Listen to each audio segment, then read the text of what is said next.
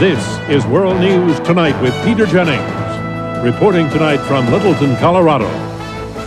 Good evening. This community is really suffering tonight. It is also bewildered, and it is very much convinced now that if it can happen here, it can happen anywhere. So much has been changed by the shooting at Columbine High School over there, off limits behind the trees. So much innocence lost, as you can see in the messages and flowers put here at the edge of the high school campus.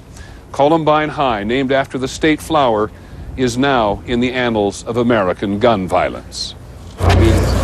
We can't get any closer tonight because it is still a crime scene, and the authorities don't want all this media tramping around where the two young, angry outcasts, Eric Harris and Dylan Klebold, might have left other bombs or booby traps.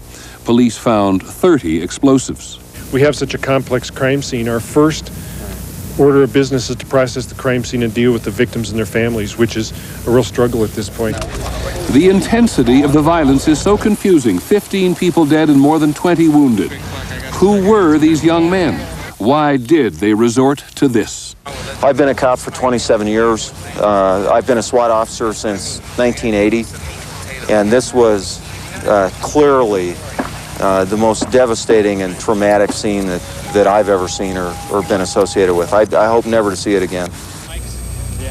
All across the region today, sorrow flows like water. Colorado citizens expressing themselves as best they can. In the state legislature, where they have now suspended debate on a law to permit concealed weapons,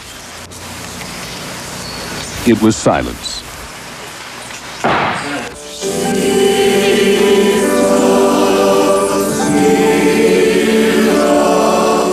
All over the city, very often in churches, people were trying to give comfort to one another. It has been very hard for the director of school security for Jefferson County. Howard Cornell was a Marine. Trying to prevent this was on his shoulders. My question is,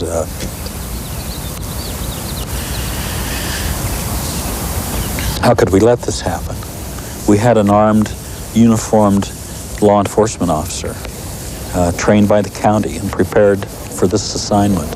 So all this soul searching the day after is basically just soul searching? Yes, it's helpful, but I don't think anybody has the answer to this. The schools were all closed today. Some kids talk of being afraid to go back. And so many parents spoke of fearing to let their children go. I think as any parent in this community, I feel grateful that I can still hold my son, because there's many parents out there this morning that don't have the opportunity to hold their children anymore.